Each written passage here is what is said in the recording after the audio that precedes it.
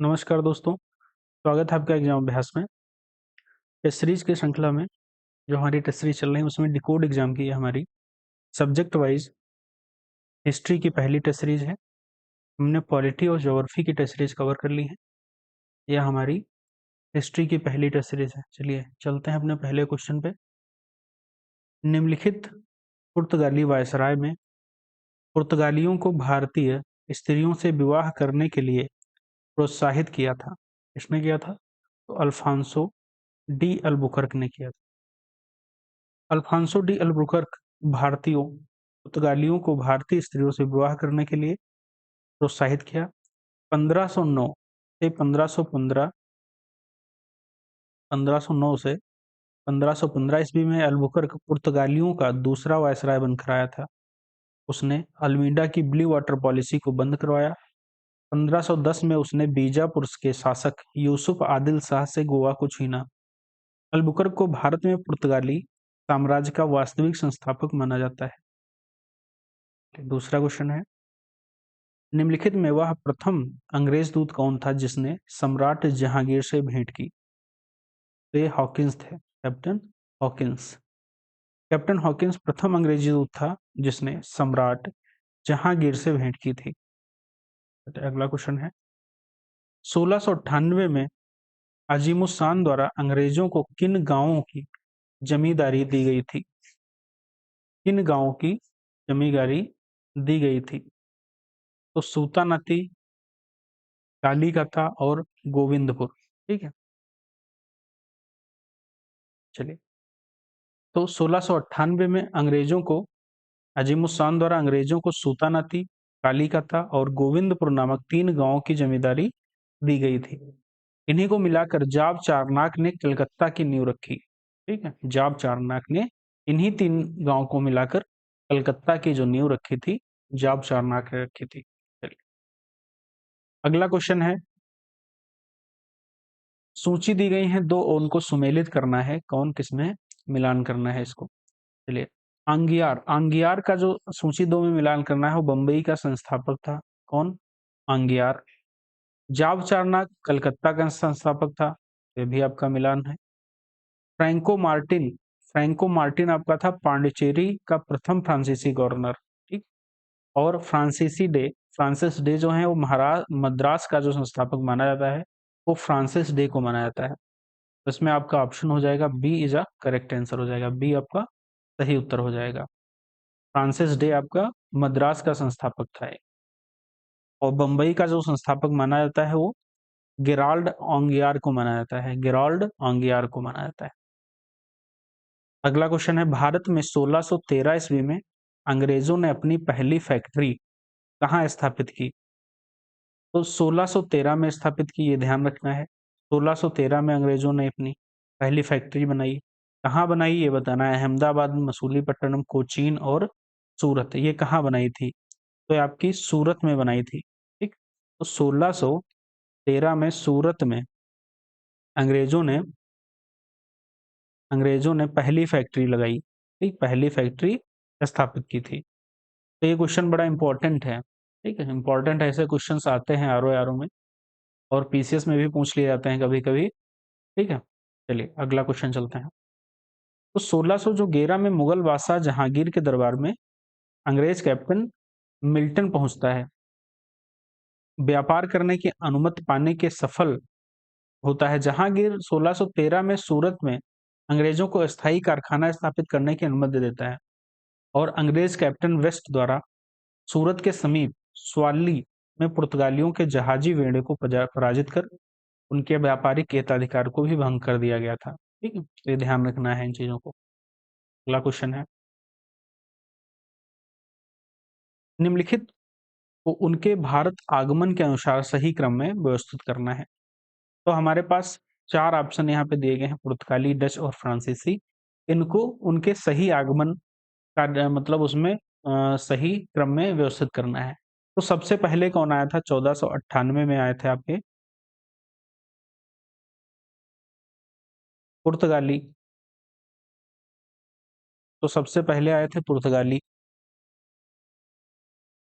फिर आपके आते हैं डच, फिर आते हैं आपके डच। फिर आते हैं अंग्रेज, फिर आते हैं फ्रांसीसी। चलिए ये ध्यान रखना है। अंग्रेज आते हैं 1608 में। हाँ, ये ध्यान रखना है 1600 में अंग्रेजों ने अपनी कंपनी बनाई थी, कंपनी बनाई थी, लेकिन आए थे 1608 में, आए थे 1608 में। चलिए अगले क्वेश्चन में चलते हैं। अगला क्वेश्चन है हमारा, सूची दी गई है, दो सूचियां, उनको मिलान करना है। प्रथम कर्नाटक युद्ध, तृतीय कर्नाटक युद्ध, द्वितीय कर्नाटक युद्ध और बक्सर का युद्ध, हमको मिलान करना है इसमें। तो बक्सर का जो युद्ध है वो सबको पता है 1764 में होता है। तो इसमें 1764 आपका एक ही आंसर है, 22 अक्टूबर 1764। ठीक, 1764। तो डी का तो 1 हो गया, तो ये ऑप्शन क्या हो गए, कट गए। आपके बचे दो ही ऑप्शन। प्रथम कर्नाटक युद्ध कब होता है, तो प्रथम कर्नाटक युद्ध होता है 1746 से 1748। ठीक। फिर द्वितीय कर्नाटक युद्ध होता है 1749 से 1754। फिर सॉरी, द्वितीय द्वितीय कर्नाटक। फिर तृतीय होता है आपका 1758 से 1763 में। ये ध्यान रखना चीजें। तो इसमें ऑप्शन आपका क्या हो जाएगा, ए का आपका 2 है, बी का आपका 4 है। चलिए, तो पहला ही ऑप्शन आपका सही हो जाएगा। तो ये चीजें ध्यान रखनी है। डैट, क्योंकि आर ओ आर ओ में डैट बहुत पूछता है, और पीसीएस में भी डैट इस बार बहुत पूछी गई थी, तो डैट से याद रखनी है। चलिए अगला क्वेश्चन है, निम्नलिखित में से कौन सा युद्ध था जिसने ईस्ट इंडिया कंपनी को भारत में प्रथम निर्णायक सैन्य सफलता मानी जाती है? कौन सा? तो प्लासी का युद्ध था। प्लासी का युद्ध होता है 23 जून 1757 को। प्लासी अब बंगाल, बंगाल में है, बंगाल। नवाब सिराजुद्दौला की सेना और रॉबर्ट क्लाइव के नेतृत्व में ईस्ट इंडिया कंपनी की सेना के बीच लड़ा गया था। ठीक है। तो प्लासी के युद्ध के पूर्व नवाब की जो प्रधान सेनापति थे मीर जाफर तथा दीवान थे राय दुर्लभ अंग्रेजों से मिल चुके थे, अतः युद्ध से पूर्व ही यह कह सकते थे कि प्लासी का जो युद्ध था एक खुला युद्ध नहीं था, वरन एक विश्वासघात का युद्ध था। तो इसीलिए यहीं से जो अंग्रेज जीतते हैं, यहाँ से अंग्रेजों का जो प्रथम निर्णायक सैन्य सफलता थी वो प्लासी के युद्ध से ही मानी जाती थी। फिर अब हो जाता है 1764 में बक्सर। बक्सर भी अंग्रेज जीते जाते हैं। बक्सर से फिर अवध हो गया आपका, शाह आलम द्वितीय भी हार जाते हैं, अवध भी हार जाते हैं, और बंगाल तो हार ही जाते हैं। तो इससे क्या होता है, अंग्रेजों की बहुत सारी सैन्य सफलताएं मानी जाती हैं। वहीं से क्या हो जाता है, स्टार्ट हो जाता है आपका राजनीति में स्टार्ट हो जाते हैं, बहुत अच्छे से व्यापारीकरण करने लगते हैं। चलिए अगले क्वेश्चन में चलेंगे। निम्नलिखित में से कौन सा युद्ध सबसे अधिक निर्णायक युद्ध था जिसने भारत में अंग्रेजों को आधिपत्य की स्थापना दी? तो ये ध्यान रखना है, वहां पे निर्णायक था, लेकिन सबसे अधिक आधिपत्य दिया है बक्सर के युद्ध में। कब दिया है? बक्सर के युद्ध में, जो कि 1764 में होता है। क्यों दिया है? क्योंकि बक्सर के युद्ध में अ, बंगाल की जो मीर बंगाल की सेना और तुम्हारी अवध की सेना और शाह आलम थी, तीन सेनाएं लड़ रही थी अंग्रेजों के खिलाफ। तो इसमें आप बक्सर माना जाएगा यहाँ पे। तो बक्सर में जो अंग्रेजों ने मीर कासिम और अवध के नवाब शुजाउद्दौला और दिल्ली के जो मुगल सम्राट थे शाह आलम द्वितीय की सम्मिलित सेना को बक्सर के युद्ध में परास्त किया था। तीन सेनाओं को क्या किया था, बक्सर के युद्ध में परास्त किया था। मीर कासिम, अवध के नवाब जो शुजाउद्दौला थे, और दिल्ली के जो मुगल सम्राट शाह आलम द्वितीय थे, उनकी सेनाओं को, तीनों को परास्त किया था। अंग्रेजों की सेना का जो नेतृत्व कर रहे थे वो हेक्टर मुनरो कर रहे थे। इस युद्ध में शुजाउद्दौला, मीर कासिम तथा शाह आलम द्वितीय के नेतृत्व वाली जो सम्मिलित सेना पराजित हुई। इस युद्ध में विजय के पश्चात बंगाल में अंग्रेजी सत्ता में प्रभुत्व की स्थापना हुई और कंपनी ने एक अखिल भारतीय शक्ति का रूप धारण कर लिया था। ठीक, रूप धारण कर लिया था। चलिए अगला क्वेश्चन है, किसने अपनी राजधानी मुर्शिदाबाद से मुंगेर स्थानांतरित की? तो मुर्शिदाबाद से मुंगेर स्थानांतरित की थी राजधानी, वो मीर कासिम थे। मीर कासिम ने अपनी मुर्शिदाबाद से मुंगेर राजधानी ले गया। मुर्शिदाबाद के षड्यंत्रमय वातावरण तथा कलकत्ता से दूर रहना चाहता था, इसलिए लेकर गया था। तो ऑप्शन क्या हो जाएगा इसका? सी सही उत्तर हो जाएगा। बक्सर की लड़ाई के समय बंगाल का नवाब कौन था? बक्सर की जो लड़ाई होती है उसमें मीर जाफर बंगाल का नवाब होता है, क्योंकि मीर कासिम तो बक्सर की लड़ाई और सुजाउद्दौला और शाह आलम द्वितीय तीनों विरोध में होते हैं। तो मीर जाफर जो था वो बंगाल का उस समय नवाब हुआ करता था। अंग्रेजों ने इसको बनाया था। लड़ तो पीछे सेना अंग्रेजों की रही थी। चलिए अगला क्वेश्चन है, निम्नलिखित बंगाल के नवाबों को उनके कालक्रम के अनुसार व्यवस्थित करना है। तो देखते हैं कालक्रम इनका क्या है। मुर्शीद कुली खां ये बंगाल के नवाब हैं। तो सबसे पहले आते हैं मुर्शीद कुली खां 1717 से 1727। फिर आते हैं सुजाउद्दीन। सुजाउद्दीन होते हैं 1727 से 1739 में। सरफराज खां आते हैं 1739 से 1740। फिर आते हैं अली वर्दी खां 1740 से 1756। फिर आते हैं सिराजुद्दौला 1756 से 1757। फिर 1757 में सिराजुद्दौला को प्लासी के युद्ध में परास्त करके मीर जाफर को बनाता है। 1757 से 1704 अंग्रेज बनाते हैं।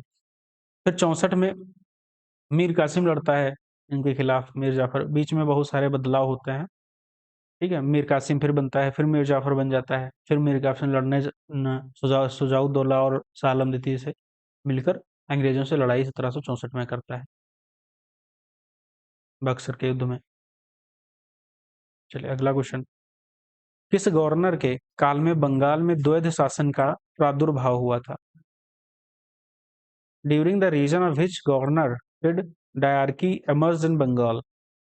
तो होता है रॉबर्ट क्लाइव के टाइम पीरियड में। रॉबर्ट क्लाइव जो थे उनका गवर्नर थे उस समय बंगाल के, इसी इनके टाइम पीरियड में द्वैध शासन की स्थापना होती है। द्वैध शासन में क्या था? जिसने दीवानी जो राजस्व वसूलने और निजामत पुलिस एवं न्यायिक कार्य दोनों कंपनी के नियंत्रण में आ गए थे, उसे हम द्वैध शासन कहते हैं। निम्नलिखित में से कौन सही है? इसमें बताना है प्रथम आंग मैसूर युद्ध 1772 से 1775, द्वितीय आंग मैसूर युद्ध 1780 से 1784। बताना क्या है? सही बताना है। तो सही कौन सा है आपका? द्वितीय आंग मैसूर युद्ध, जो कि 1780 से 1784 होता है। प्रथम आंग मैसूर होता है 1767 से 1769 में होता है, ठीक है, 69 में। और तृतीय आंग मैसूर होता है 1790 से, क्या होता है, 1790 से 92 के बीच में। चतुर्थ आंग मैसूर होता है 1799 में, 1799 में। याद ध्यान रखने हैं ये डेट्स इनकी। अगला क्वेश्चन है, निम्नलिखित को उनके कालक्रम के अनुसार व्यवस्थित करना है। वेसिन की संधि, श्रीरंगपट्टनम की संधि, सालवाई की संधि और सुगौली की संधि को हमको कालक्रम के अनुसार व्यवस्थित करना है। कालक्रम के अनुसार व्यवस्थित करना है। तो इसमें बताना है बेसिन की संधि कब हुई थी। तो बेसिन की जो संधि हुई थी वो हुई थी 1802 में, 1802 में। श्रीरंगपट्टनम की संधि हुई थी जो कि 1792 में। सालबाई की संधि हुई थी आपकी 1782 में। और सुगौली की संधि हुई थी 1816 में। तो इनको सही कालक्रम के अनुसार व्यवस्थित करना है। तो सबसे पहले कौन सी हुई थी? 1782, जो कि सालबाई की संधि हुई थी। तो 1782 तो 3 इसमें पहला होगा, तो ऑप्शन ए तो कट जाएगा आपका। फिर हुई थी 1792, तो ऑप्शन बी हो जाएगा, ये भी आपका कट जाएगा। फिर आपका हुआ है 1802 में बेसिन की संधि। तो पहला आंसर ऑप्शन क्या हो जाएगा इसका? सी हो जाएगा करेक्ट आंसर। 1816 में हुई थी सुगौली की संधि, जो कि सबसे लास्ट है। अगला क्वेश्चन है, वांडीवास का युद्ध कब हुआ था? तो वांडीवास 1760, 1761, 1762, 1763। तो वांडीवास का जो युद्ध हुआ था वो 1760 में ईस्वी में हुआ था, 1760। तो ऑप्शन इसका क्या हो जाएगा? ए हो जाएगा इसका करेक्ट आंसर। वांडीवास का युद्ध 1760 में हुआ था। जनवरी 1760 यह अंग्रेजों तथा फ्रांसीसियों के मध्य हुआ था। युद्ध में फ्रांसीसी पराजित हुए थे। ये ध्यान रखना, इसमें क्या हुए थे? फ्रांसीसी पराजित हुए थे।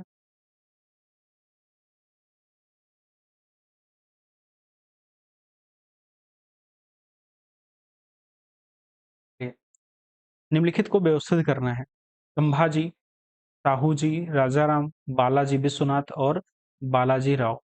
हम इनको क्या करना है? आपको अरेंज करना है। चलिए संभाजी का टाइम बताना है। संभाजी का टाइम है 1600 1680 से 1689 तक। साहू जी का टाइम पीरियड है 1600 1708 से 1749। 1708 से 1749 साहू जी का। राजा राम का टाइम पीरियड है 1689 से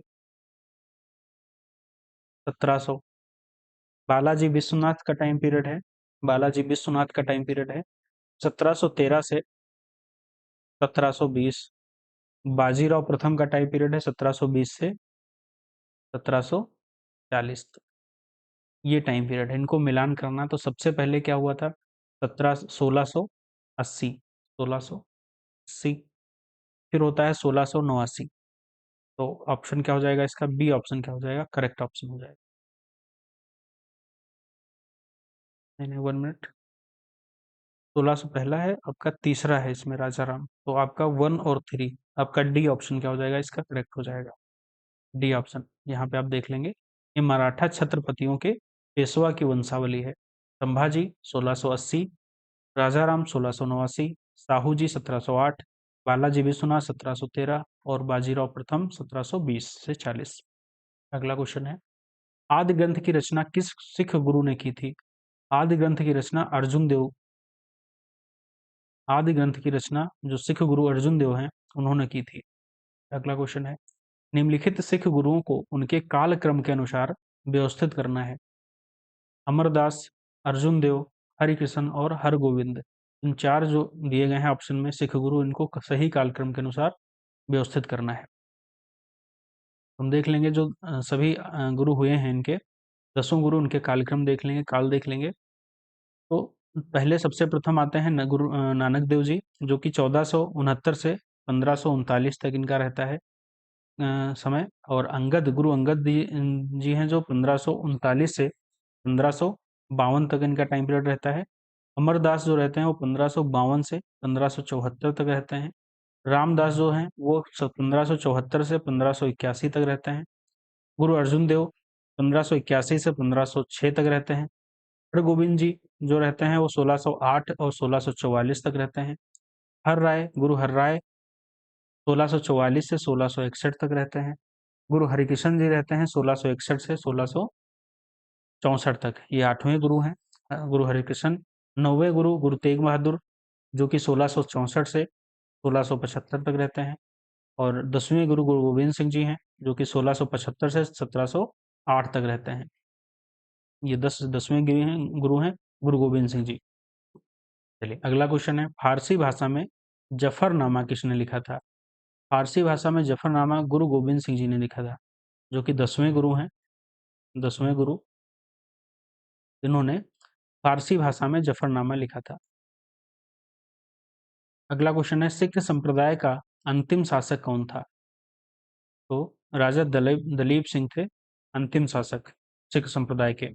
पंजाब के सिख संप्रदाय के अंतिम शासक दलीप सिंह थे, जिन्होंने, जो कि 1849 में द्वितीय आंग सिख युद्ध की समाप्ति पर अंग्रेजों द्वारा पंजाब का विलय कर लिया था। दलीप सिंह को पेंशन देकर बाद में भारत से ब्रिटेन भेज दिया गया था। चलिए अगला क्वेश्चन है, निम्नलिखित में कौन सही है? बंगाल में द्वैध शासन प्रणाली समाप्त की, तो किसने की थी? तो वारन हेस्टिंग ने की थी। वारेन हेस्टिंग ने की थी। द्वैध शासन जो बंगाल में लगा था, उसकी जो समाप्ति की थी वो वारन हेस्टिंग ने की थी। न्यायिक संगठन की स्थापना डलहौजी ने नहीं की थी। सहायक संधि कॉर्नवालिस ने नहीं की थी। भारत का जो प्रथम वायसराय था वो कैनिंग थे। ये आपका सही है, बिल्कुल ये सत्य मिलान है। तो सहायक संधि होती है बेलेजली, और न्यायिक संगठन की स्थापना कॉर्नवालिस के टाइम पीरियड में। ठीक है, चलिए अगला क्वेश्चन है, लॉर्ड वेलेजली के साथ सहायक संधि करने वाले राज्यों को उनके कालक्रम अनुसार व्यवस्थित करना है। मैसूर, तंजौर, हैदराबाद और अवध। तो इनका टाइम पीरियड क्या था? तो ये जो राज्य थे, जो वेलेजली की जो सहायक संधि को स्वीकार की थी इन्होंने, तो सबसे पहले हैदराबाद का टाइम पीरियड था 1798 से 1800 के बीच में इन्होंने वेलेजली की सहायक जो संधि थी उसको स्वीकार की थी।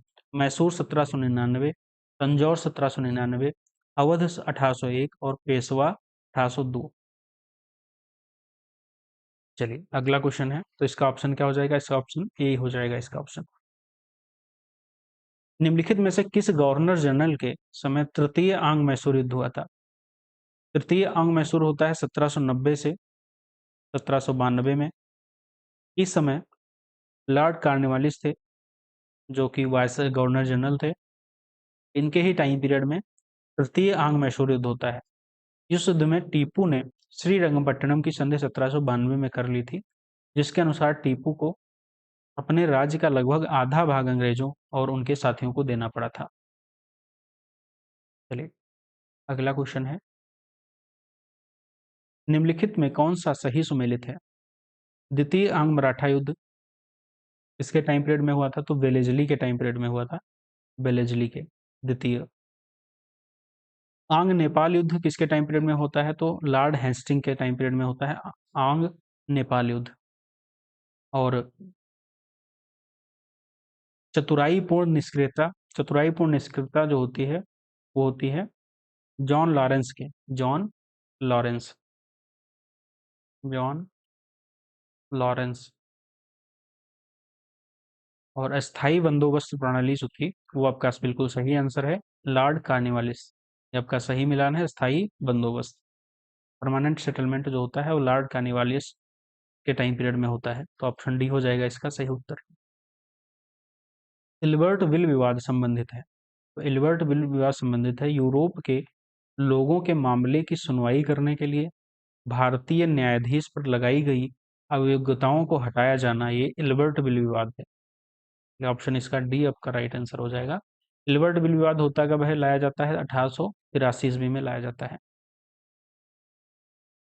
चलिए अगला क्वेश्चन है, हाँ, अंग्रेजों के इस विरोध को श्वेत क्रांति की संज्ञा दी गई थी। इस घटना से अंग्रेजों की न्याय जो प्रियता है के प्रति भारतीयों का मोह भंग हुआ था। अगला क्वेश्चन है, गवर्नर जनरल और उनके कालक्रम अनुसार व्यवस्थित करना है। तो इसमें 6 गवर्नर जनरल दिए गए हैं, जानसोर, कार्नवालिस, मिंटो, विलियम बेंटिक और एलन बरो और डलहौजी। इनका टाइम पीरियड जो है, कालक्रम जो है वो बताना है और उसी क्रम के अनुसार व्यवस्थित भी करना है। लिए तो पहला है आपका जानसोर, तो जानसोर का टाइम पीरियड होता है 1793 से 98 के बीच में। कार्निवालिस का टाइम पीरियड होता है 1786 से 98, 1786 से 93, सॉरी 93। मिंटो का टाइम पीरियड होता है 1807 से 1813। विलियम बेंटिक का कार्यकाल होता है, विलियम बेंटिक का होता है 1828 से 35 तक। एलन बरो का टाइम पीरियड होता है 1842 से 44 तक। और डलहौजी का टाइम पीरियड होता है 1848 से 56 तक। ठीक, ये टाइम पीरियड लर्न कर लेना और याद रखना है, बहुत इंपॉर्टेंट है। ले तो इसमें ऑप्शन आपका हो जाएगा सही, ऑप्शन बी का सही उत्तर हो जाएगा। ठीक, चलिए अगला क्वेश्चन है, इसमें बताना है कि कौन सा सही है। सिविल सर्विसेज का जनक किसे माना जाता है? सिविल सर्विस का जनक माना जाता है कार्नवालिस को, माना जाता है। अमृत की संधि, अमृत की संधि के टाइम पीरियड पे वायसराय जनरल कौन था? तो मिंटो था। और पिंडारियों का दमन हेस्टिंग, पिंडारियों का जो दमन वो हेस्टिंग ने, तो हेस्टिंग हो गए। प्रथम अफगान युद्ध ऑकलैंड, एलन बरो थे। कौन था? एलन बरो। चलिए तो इसमें आपका बी हो जाएगा इसका सही। और पिंडारियों का दमन लॉर्ड हेस्टिंग नहीं, वारेन हेस्टिंग आपके थे, वारेन हेस्टिंग। चलिए सही हो जाएगा इसका उत्तर। अगला क्या है, निम्नलिखित घटनाओं को उनको कालक्रम के अनुसार व्यवस्थित करना है। साइमन कमीशन की स्थापना, वर्नाकुलर प्रोजेक्ट, विधवा पुनर्विवाह अधिनियम, उड घोषणा। उड घोषणा है, तो इसमें बताना है कि टाइम पीरियड। उड घोषणा होती है 1854 में, 1854 में उड घोषणा 1854 में होती है। विधवा पुनर्विवाह होता है अधिनियम 1856 में। वर्नाकुलर प्रोजेक्ट आता है 1878 में। साइमन कमीशन 1927 में। साइमन साइमन कमीशन 1927, सॉरी 1900, स्थापना होती है 1927 में। चलिए अगला क्वेश्चन है, सूची दी गई है, एक दूसरी सूची दी गई है, तो बताया गया है अंग्रेजों द्वारा विलय का जो स्थापना वर्ष है, झांसी, अवध, सतारा, संभल, इनका जो विलय है उनको सही मिलान करना है। ठीक, तो झांसी का जो विलय होता है वो 1853 में होता है, झांसी का विलय 1853 में होता है, और अवध का विलय होता है आपका 1856 में, और सतारा का विलय होता है 1848 में, और संभलपुर का विलय होता है 1849 में। तो ऑप्शन हो जाएगा इसका बी हो जाएगा इसका सही उत्तर। दो सूचियां दी गई, इसमें बताना है कि आपका मिलान करना है। ठीक, रिंग फेंस की नीति, रिंग फेंस की जो नीति अपनाई थी वो वारेन हेस्टिंग। व्यपगत का सिद्धांत वो आपका डलहौजी के टाइम पीरियड का था, डलहौजी से संबंधित है। भारतीय पुरातत्व सर्वेक्षण, तो ये करजन, करजन से संबंधित है। सती प्रथा पाबंदी, ये विलियम बेंटिक से संबंधित है, विलियम बेंटिक से। तो इसका ऑप्शन क्या हो जाएगा, बी इसका सही उत्तर हो जाएगा।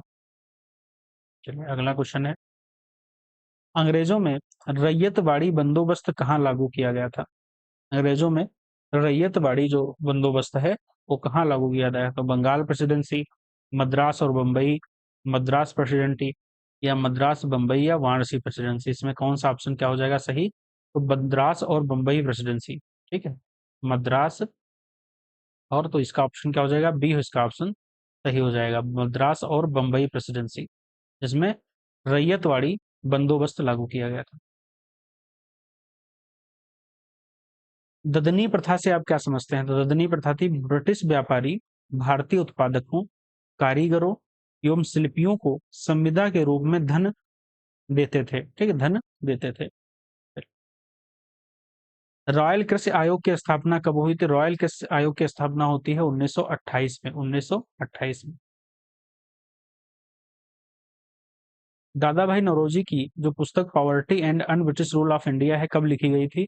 तो 1867 में लिखी गई थी, 1867 में। दादा भाई नौरोजी की जो अन्य महत्वपूर्ण पुस्तक है, poverty and British rule of India है, the wants and means of India है, on the commerce of India है, ये 1870 में लिखी गई।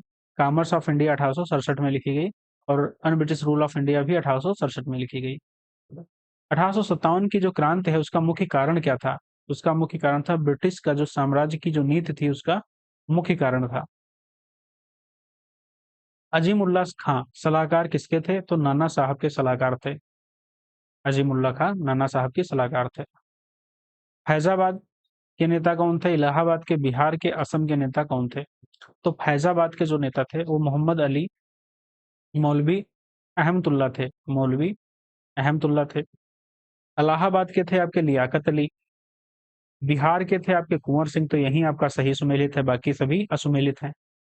तो फैजाबाद के मौलवी अहमदुल्ला, ठीक, इलाहाबाद लियाकत अली, बिहार कुंवर सिंह, और असम मनीराम दीवान। ये 1857 की क्रांति से संबंधित नेता हैं जिन्होंने अपने राज्य का नेतृत्व किया था। चलिए अगला क्वेश्चन है, सिपाही विद्रोह के समय भारत का गवर्नर जनरल कौन था? तो लॉर्ड कैनिंग थे गवर्नर जनरल सिपाही विद्रोह के टाइम पीरियड में। गवर्नर जनरल जो भारत का गवर्नर था वो लॉर्ड कैनिंग थे। सिपाही विद्रोह कब होता है? तो 1857 में होता है। इसी टाइम जो लॉर्ड कैनिंग का जो टाइम पीरियड था 1856 से 62 तक। यह अंग्रेजों के, हाँ, भारत में कंपनी द्वारा नियुक्त अंतिम गवर्नर जनरल तथा ब्रिटिश सम्राट के अधीन नियुक्त भारत का पहला वायसराय भी कैनिंग बनते हैं। यह अंग्रेजों के विरुद्ध हिंदू और मुसलमानों का षड्यंत्र था, हिंदू व मुसलमानों का षड्यंत्र था। किसके द्वारा कहा गया? तो कहा गया जेम्स आउट्रम व डब्ल्यू टेलर के द्वारा कहा गया था। कौन सी पुस्तक सुमेलित है? किससे सुमेलित है? सही सुमेलित बताना है।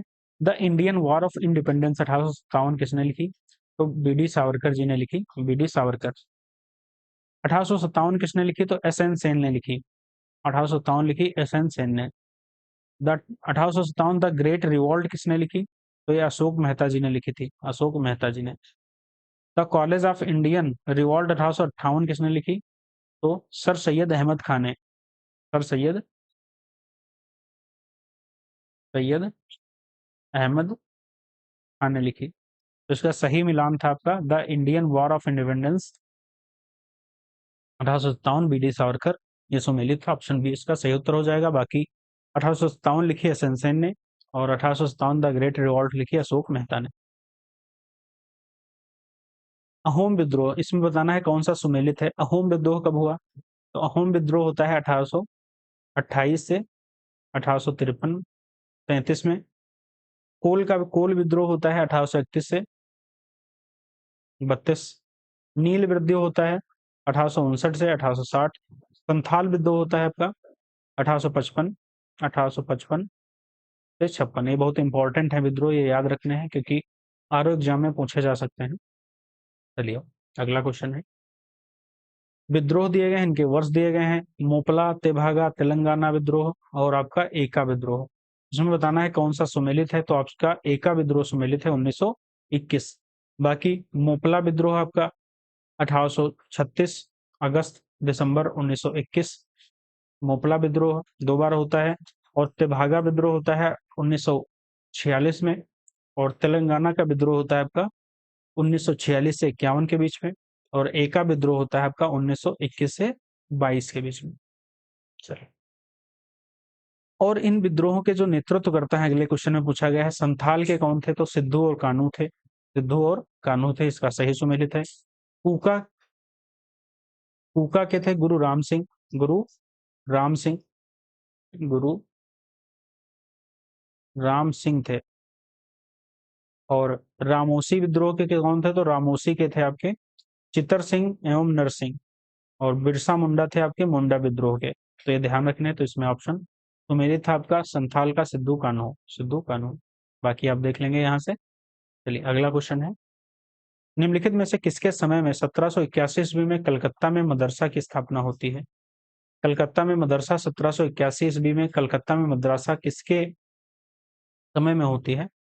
तो आपकी वारेन हेस्टिंग के टाइम पीरियड में होती है। वारेन हेस्टिंग के। राष्ट्रीय शिक्षा परिषद की स्थापना कब हुई? तो 15 अगस्त 1906 में हुई राष्ट्रीय परिषद की स्थापना। डेक्कन एजुकेशनल सोसाइटी के संरक्षक कौन थे? तो आपके बीजी तिलक जी थे। बीजी तिलक थे। निम्नलिखित में से कौन सा सही सुमेलित है? कौन सा सही सुमेलित है? तो आपका सर्वप्रथम प्रश्न सेंसरशिप लागू वेलेजली के टाइम पीरियड में हुई। ये आपका बिल्कुल सही है। बाकी हम आंसर में देखेंगे। हिंदी का पहला अखबार कलकत्ता से स्टार्ट हुआ, जो कि प्रकाशित हुआ था। नाम था उदंड मार्तंड। अमृत बाजार पत्रिका शिशिर कुमार घोष। और सर्वप्रथम प्रेस सेंसरशिप बेलेजली। और फ्री हिंदुस्तान अखबार शुरू किया था तारकनाथ दास ने। तारकनाथ दास ने। चलिए अगला क्वेश्चन है। सूची दी गई है दो, उनको मिलान करना है। तो द पाइनियर, पाइनियर के कौन थे आपके? तो जॉर्ज एलन थे। और लीडर के थे, द लीडर के थे मदन मोहन मालवीय। और जस्टिस के थे टी एम नायर। और सर्च लाइट के सच्चिदानंद सिन्हा। तो ऑप्शन बी हो जाएगा इसका सही उत्तर। अब देख लेंगे यहाँ पे कौन सा सही सुमेलित है। मौलाना आजाद हिंदू, दादा भाई नौरोजी वॉइस ऑफ इंडिया, बीजी तिलक सुधारक और भीमराव अंबेडकर मिरात उल अखबार। तो सही सुमेलित आपका है Dadabhai Naoroji voice of India. Voice of India. चलिए हिंदू किसने लिखा? तो द हिंदू लिखा अपने जी सुब्रमण्य अय्यर ने। वॉइस ऑफ इंडिया दादा भाई नौरोजी। और सुधाकर अखबार गोपाल गणेश अगरकर। और मिरात उल अखबार राजा राममोहन राय जी ने लिखा था। चलिए स्वामी विवेकानंद द्वारा रामकृष्ण मिशन की स्थापना कब की गई थी? तो 1897 में इसकी स्थापना की गई थी। 1897 में रामकृष्ण मिशन की स्थापना 1897 में, जिसका मुख्यालय कोलकाता के वेलूर में था। ठीक है, इसमें बताना है कौन सा सही सुमेलित है। तो ऑप्शन बी है इसका सही सुमेलित। ब्रह्म समाज की स्थापना 1828 में होती है। 1875 में होती है आर्य समाज की स्थापना। और सत्य शोधक समाज की 1873 में होती है। और नेटिव मैरिज एक्ट आता है आपका 1872 ईस्वी में। तो ये ध्यान रखना है आपको। अगला क्वेश्चन इसमें बताना है कौन सा गलत है। कौन सा गलत है। संस्था दी गई है, एक तरफ दिए गए हैं प्रवर्तक। चलिए बताइए। Social service league, social service league, तो आपका एम एन एम जोशी 1911, ये आपका गलत हो जाएगा। बाकी सर्वेंट ऑफ सोसाइटी की स्थापना जो करते हैं वो जीके गोखले करते हैं, गोपाल कृष्ण गोखले।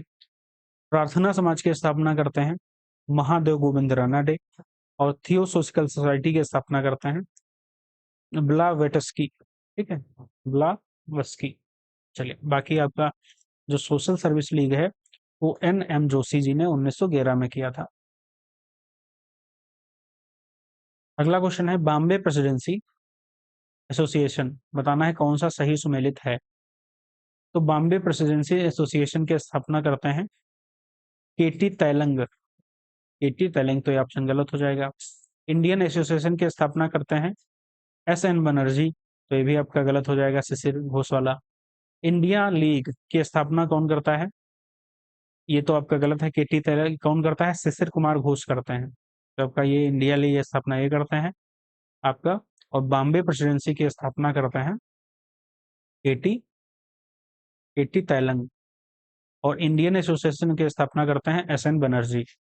और इंडियन सोसाइटी की स्थापना करते हैं आनंद मोहन बोस। तो आपका यही सुमेलित था, ऑप्शन डी हो जाएगा इसका सही सुमेलित। बताना है कि इन संस्थाओं का जो स्थापना वर्ष है उसका सही कालक्रम अनुसार को निम्नलिखित कूट में चुनना है। कूट में चुनना है।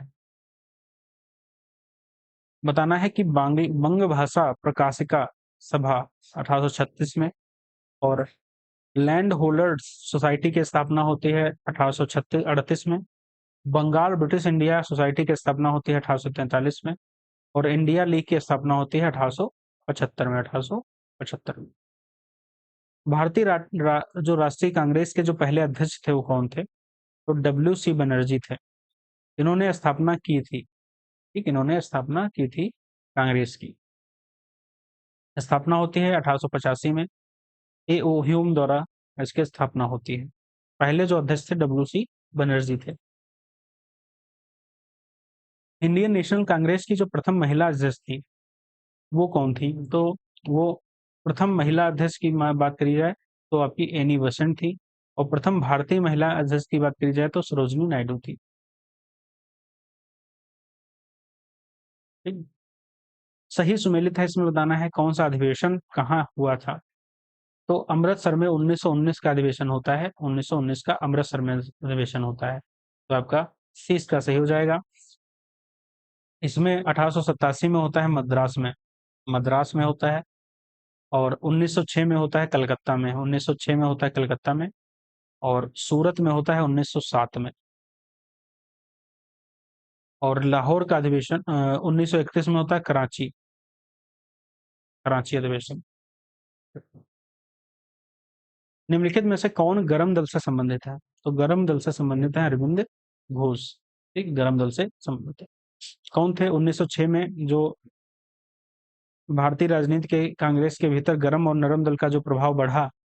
और 1907 में जो सूरत अधिवेशन होता है वहां ये दोनों गर्म दल और नरम दल अलग हो जाते हैं। उसमें गर्म दल के जो नेता थे वो बाल गंगाधर तिलक, लाला लाजपत राय, बिपिन चंद्र पाल और अरविंद घोष, ये चार लोग मिलकर गर्म दल का गठन करते हैं। तो यही 1916 में लखनऊ अधिवेशन होता है, लखनऊ का अधिवेशन होता है। उसमें नरम दल और नरम दल एक हो जाते हैं। ठीक, 1916 लखनऊ अधिवेशन में। बताना है इसमें निम्नलिखित घटना का जो कालक्रम है वो लगाना है। बिबल प्लान, सार्जेंट प्लान, कामागाटू मारू प्रसंग और फिरोज शाह मेहता की मृत्यु। चलिए देखते हैं। तो बिबल जो प्लान होता है वो 1945 को आता है। और फिरोज शाह मेहता की जो मृत्यु होती है वो 5 नवंबर 1915 को होती है। सार्जेंट योजना जो आती है 1944। और कामागाटू मारू प्रसंग होता है 1914 को, 1914। अगला क्वेश्चन है सही कालक्रम के अनुसार व्यवस्थित करना है, ये आपके दिए गए हैं इतने। बताना है कि कौन सा। तो जलियांवाला बाग हत्याकांड होता है 13 अप्रैल 1919 को। और रॉलेट एक्ट आता है 18 मार्च 1919। रॉलेट एक्ट, रॉलेट सत्याग्रह फिर होता है 6 अप्रैल 1919। भारतीय राष्ट्रीय कांग्रेस का जो अमृतसर अधिवेशन होता है वो 26 से 30 दिसंबर 1919 को होता है। ये चीजें याद रखनी है। चलो, अगला बताना है सूची मिलान करनी है, दो सूची आपस में। 1932 में क्या होता है, तो सांप्रदायिक पंचाट की घोषणा होती है 1932 में। और 1942 में क्या होता है, तो क्रिप्स मिशन 1942, क्रिप्स मिशन 1942। 1935 में आपका भारत शासन अधिनियम आता है 1935। 1940 में अगस्त प्रस्ताव से संबंधित है 1940, तो ऑप्शन डी हो जाएगा इसका सही उत्तर। ठीक है, चलिए। आयोग दिए गए हैं, एक तरफ उनके अध्यक्ष दिए गए हैं, पुलिस सुधार आयोग, अकाल आयोग, रेलवे आयोग। इसमें बताना है कौन सा सही सुमेलित है, और बाकी सिंचाई आयोग से रॉबर्ट्स मैन। ठीक है, तो इसमें अकाल आयोग से जो संबंधित हैं एंथनी मैकडोनल, ये आपका सही हो जाएगा उत्तर, बाकी सभी असुमेलित हैं। तो पुलिस सुधार से कौन था संबंधित, पुलिस सुधार से आपका एंड्रयू फ्रेजर, जो कि 1902 में बनाया गया। 1901 में रेलवे आयोग बनाया गया, इसमें थॉमस रॉबर्ट्स मैन संबंधित हैं। अकाल आयोग 1899, तो एंथनी मैकडोनल। और सिंचाई आयोग 1901 में, तो कॉलिन स्कॉट मानफ्रीक। निम्नलिखित में से किन्हें बंबई त्रिमूर्ति कहा जाता था, बंबई त्रिमूर्ति कहा जाता था मेहता, तेलंग और तैयब जी को। निम्नलिखित में से किसे फ्रंटियर गांधी की उपाधि से मतलब कहा जाता था, तो फ्रंटियर गांधी खान अब्दुल गफ्फार खां को कहा जाता था। ठीक, खान अब्दुल गफ्फार खां को। इन्होंने लाल कुर्ती नाम से भी जाना जाता था, और इन्हें खुदाई खिदमतगार के नाम से भी जाना जाता था। खुदाई खिदमतगार नामक एक स्वयंसेवक संगठन की स्थापना की थी। चलिए, अगला क्वेश्चन है, बंबई में पहली बार भारतीय कपड़ा मिल की स्थापना कब हुई, तो 1854 में होती है बंबई में पहली कपड़ा मिल की स्थापना। अगला, बी डी सावरकर द्वारा स्थापित संगठन, तो अभिनव भारत जो संगठन है वो बी डी सावरकर द्वारा स्थापित किया गया था, जो कि 1899 में, विनायक दामोदर सावरकर। और मित्र मेला ही स्थापित, मित्र मेला वर्ष 1904 में एक गुप्त सभा अभिनव भारत 1899 में होती है, ये 1904 में होती है, 1904 में, 1899 में मित्र मेला, और वर्ष 1904 में अभिनव भारत, 1899 मित्र मेला। किस आंदोलन का शीर्षक वंदे मातरम बना, तो आपका बना स्वदेशी आंदोलन का जो शीर्षक बना वो वंदे मातरम बना।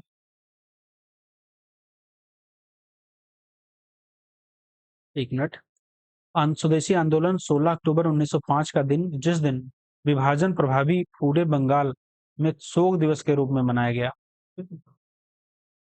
ऑल इंडिया मुस्लिम लीग की स्थापना कौन करता है, तो नवाब सलीमुल्लाह खां करते हैं ऑल इंडिया मुस्लिम लीग की स्थापना।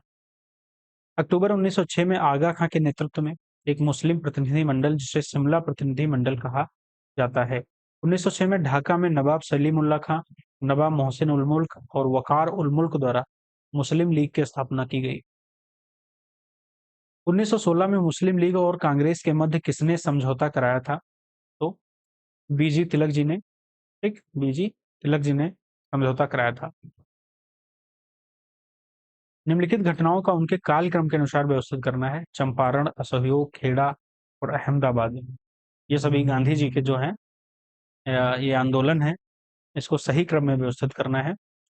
तो चंपारण जो सत्याग्रह होता है 1917 में, 1917। अहमदाबाद मिल की हड़ताल होती है 1918 में, और खेड़ा का आंदोलन होता है 22 मार्च 1918 में, और असहयोग आंदोलन होता है आपका 1920 से 1922, ये ध्यान रखने हैं। गांधी जी ने नेटाल इंडियन कांग्रेस की स्थापना कब की थी, तो 1894 में नेटाल इंडियन कांग्रेस की स्थापना गांधी जी ने की थी। चौरी चौरा कांड के समय भारत का वायसराय कौन था, तो लॉर्ड रीडिंग थे, लॉर्ड रीडिंग भारत के वायसराय थे चौरी चौरा कांड के टाइम पीरियड। चौरी चौरा कांड होता है 1922 को।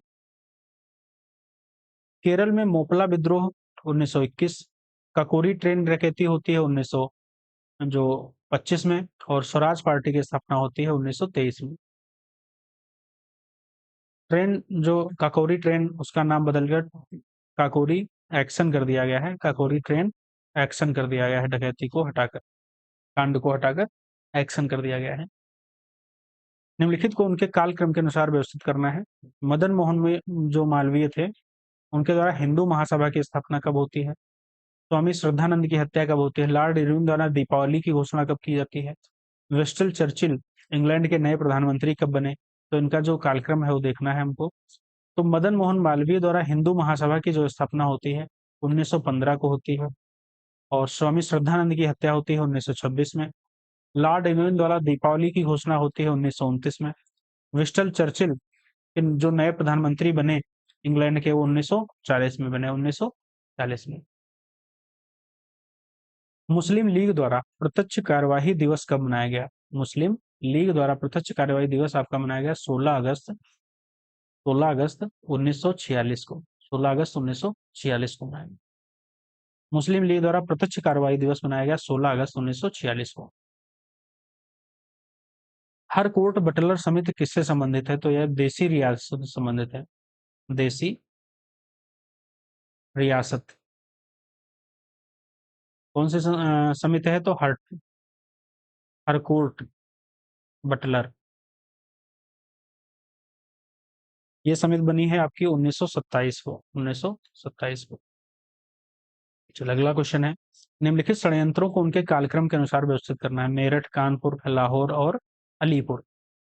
तो मेरठ का जो षड्यंत्र होता है 1929 से 33 के बीच में होता है। कानपुर का 1924, लाहौर 1915 और अलीपुर का षड्यंत्र होता है 1908 को।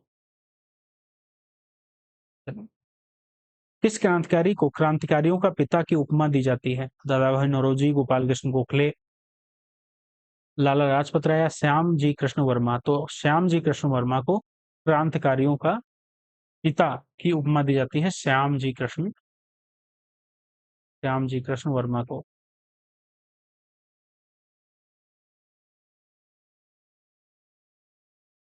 सर्वप्रथम भारत का जो राष्ट्रीय तिरंगा है कब फहराया गया? तो 22 अगस्त 1907 को फहराया गया सर्वप्रथम।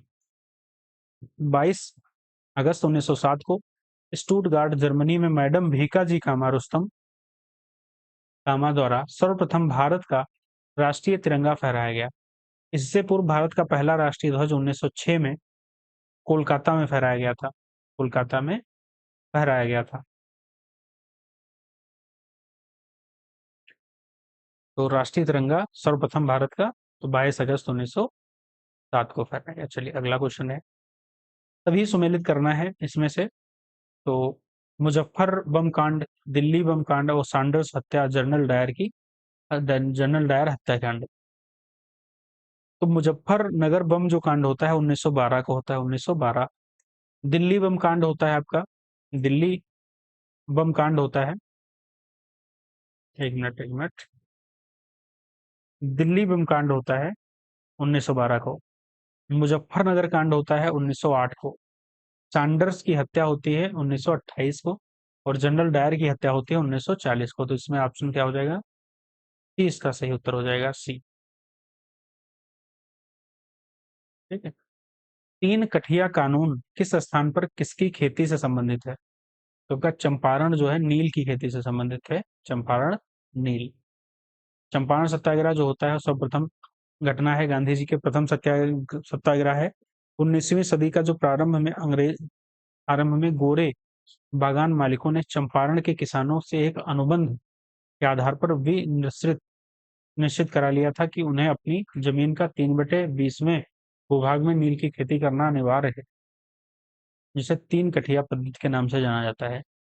राजकुमार शुक्ल ने आग्रह किया 1917 में, तो गांधी जी ने चंपारण सत्याग्रह की शुरुआत की है 1917 में। 1917 में। भूदान आंदोलन सर्वप्रथम प्रारंभ किस राज्य में हुआ है? तो आंध्र प्रदेश में भूदान आंदोलन। इसके जो आंदोलनकर्ता थे वो विनोबा भावे थे, विनोबा भावे। 18 अप्रैल 1951 को तत्कालीन आंध्र प्रदेश के तेलंगाना क्षेत्र में पोचमपल्ली ग्राम से शुरू हुआ था। व्यक्तिगत सत्याग्रह आंदोलन के समय द्वितीय सत्याग्रही कौन थे? तो ये थे आपके जवाहरलाल नेहरू, द्वितीय सत्याग्रही। नहीं नहीं नहीं, हाँ द्वितीय सत्याग्रही आपके जवाहरलाल नेहरू थे, तीसरे ब्रह्मदत्त थे। इसके गिरफ्तारी के विरोध में बड़ी संख्या में बड़ी संख्या में लोग अमृतसर के जलियांवाला बाग 13 अप्रैल 1919 को एकत्रित हुए थे। तो किसके गिरफ्तारी के विरोध हुए थे? तो किचलू एवं सत्यपाल की गिरफ्तारी के विरोध में जो जलियांवाले बाग में एकत्रित हुए थे 13 अप्रैल 1919 को, उसी दिन ये हत्याकांड हुआ था। जलियांवाला जो बाग हत्याकांड होता है वो 13 अप्रैल 1919 के बैसाखी के दिन इसका अमृतसर के जलियांवाला बाग में एक सार्वजनिक सभा बुलाई गई थी। ठीक। निम्नलिखित में से कौन सही है बताना है इसमें से। तो नेहरू रिपोर्ट जो है वो लॉर्ड इरविन के टाइम पीरियड में आती है, ये बिल्कुल सही है।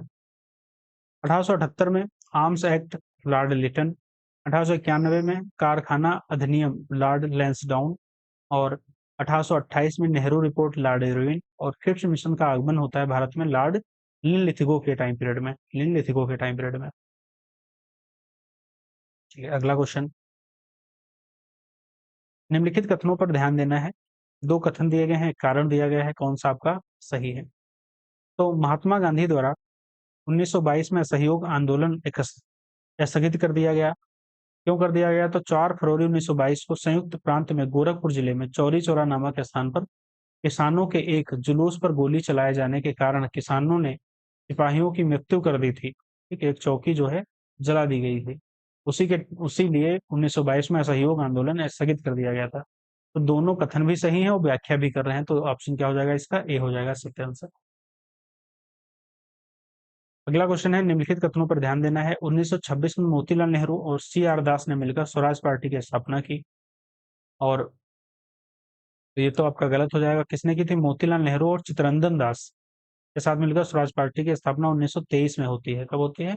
26 में नहीं होती है, 1923 में होती है। ये सी.आर. दास, चित्तरंजन दास ही हैं। 1923 में होती है। इस पार्टी का मुख्य उद्देश्य था चुनाव के माध्यम से काउंसिलों में प्रवेश कर उन्हें काम न कर देकर 1919 के भारत शासन अधिनियम को समाप्त करवाना। ये आपका बिल्कुल सही है। तो आपका डी हो जाएगा इसका सही उत्तर। ए गलत, परंतु आज सही। 1925 में सेंट्रल लेजिस्लेटिव असेंबली का अध्यक्ष किसे चुना गया था? तो आपका विट्ठल भाई पटेल को चुना गया था सेंट्रल लेजिस्लेटिव असेंबली का अध्यक्ष। निम्नलिखित कथनों पर ध्यान देना है। कथन दो दिए गए हैं और कारण दिया गया है। कथन एक कारण बताना है, कौन सा सही कौन सा गलत है। कांग्रेस द्वारा साइमन कमीशन का स्वागत नहीं किया गया था, तो ये गलत है आपका। ठीक है, इसमें लिखा है किया गया था, तो नहीं किया गया था भाई। साइमन कमीशन में भारतीयों को भी अंग्रेजों के समान अधिकार प्रदान किए गए थे। ठीक है, ये आपका बिल्कुल सही है, तो ऑप्शन डी हो जाएगा इसका सही।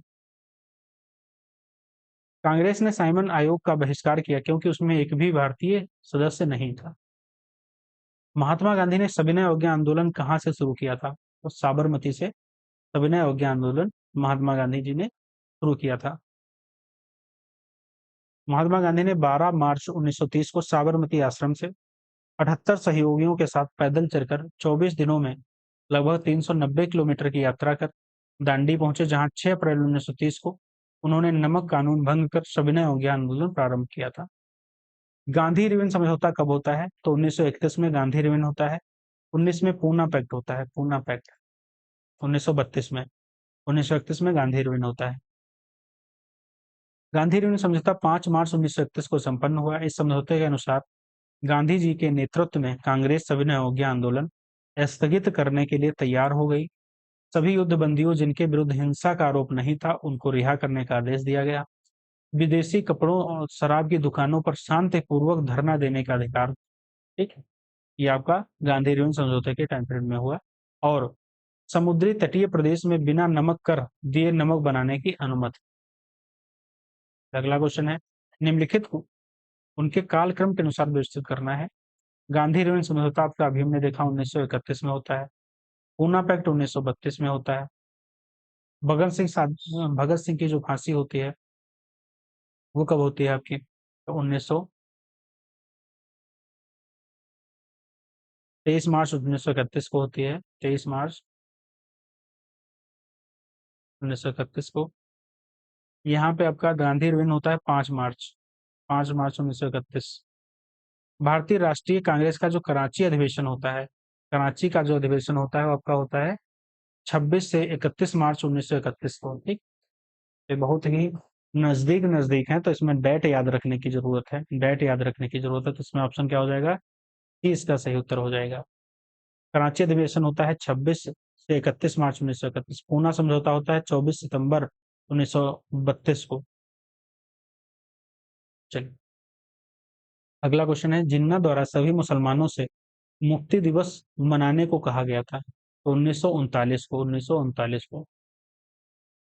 द्वितीय विश्व युद्ध में भारतीयों की स्वीकृति के बगैर ब्रिटेन द्वारा भारतीयों को शामिल किए जाने के विरोध में 22 अक्टूबर 1939 को सभी कांग्रेसी मंत्रिमंडलों ने त्यागपत्र दे दिया।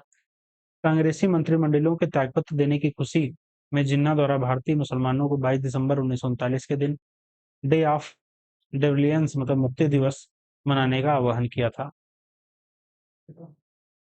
निम्नलिखित किन राज्यों ने भारत में शामिल होने के लिए विलंब किया था, तो हैदराबाद, जूनागढ़ और जम्मू कश्मीर, ये 3 राज्य थे जो इन्होंने विलंब किया था।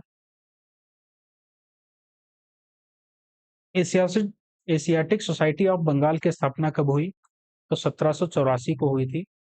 1784 में हेस्टिंग के सहयोगी सर विलियम जोन्स ने एशियाटिक सोसाइटी ऑफ बंगाल की स्थापना की, ताकि एशिया के सामाजिक, प्राकृतिक इतिहास, पुरातत्व संबंधों, कला और विज्ञान एवं साहित्य का अध्ययन किया जा सके। 1916 के लखनऊ अधिवेशन की अध्यक्षता किसने की थी, तो एमसी मजूमदार ने की थी 1916 की। इसी दिन जो कांग्रेस के नरम गल और दरम गल जो अलग हुए थे 1907 में, वो एक किए गए थे, नरम गरम प्लस नरम दल एक हो गए थे।